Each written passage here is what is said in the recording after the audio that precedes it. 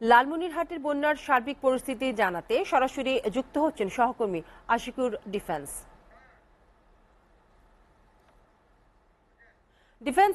বন্যায় ক্ষতিগ্রস্তদের সহযোগিতায় প্রশাসন কি কি উদ্যোগ গ্রহণ করেছে সে সম্পর্কে আমাদেরকে জানাবেন। আপনাকে ধন্যবাদ।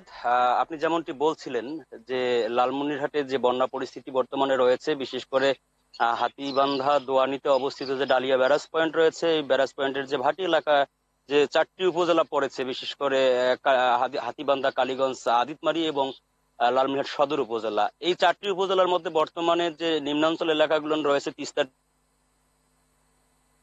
মহেশখালী ইউনিয়নের গোবর্ধন, চর গোবর্ধন, বাহাদুরপাড়া এই এলাকাগুলো, এছাড়া সদর উপজেলা রাজপুর ইউনিয়ন এবং কুনিয়াগাছ ইউনিয়নের নিম্নাঞ্চল এলাকাগুলো প্লাবিত হয়েছে। যদিও এখনো তিস্তা ডালিয়া ব্যারাজ পয়েন্টে পানি বিপদসীমার নিচে রয়েছে, কিন্তু জেলার অপর যে আরেকটি পয়েন্ট রয়েছে কাউনিয়া পয়েন্ট, সেই কাউনিয়া পয়েন্টে বিপদসীমার 15 সেন্টিমিটার উপর দিয়ে প্রবাহিত হচ্ছে। আপনি জানতে চেয়েছিলেন যে বন্যা কবলিত এলাকাগুলোর মানুষের যে পাশে জেলা প্রশাসনের পক্ষ থেকে ইতিমধ্যেই যে সংশ্লিষ্ট এলাকার জনপ্রতিনিধিরা রয়েছে, বিশেষ করে ইউনিয়ন পরিষদের চেয়ারম্যান, ইউপি সদস্য, উপজেলা পরিষদের চেয়ারম্যান, তাদের মাধ্যমে তথ্য সংগ্রহ করা হচ্ছে এবং ক্ষতিগ্রস্ত এলাকাগুলো সরকারিভাবে শুকনো খাবার ও জিআরের চাল জেলা প্রশাসনের মাধ্যমে সেটি কিন্তু সরবরাহ করা হচ্ছে।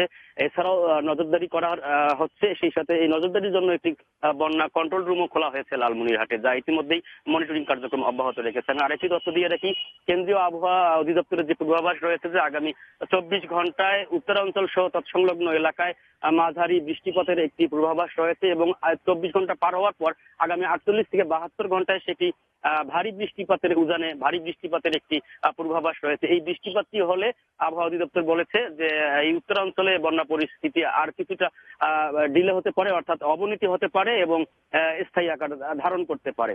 বিপাশা, এই ছিল লালমনিরহাটের বন্যা পরিস্থিতির সর্বশেষ খবর। ধন্যবাদ ডিফেন্স আপনাকে।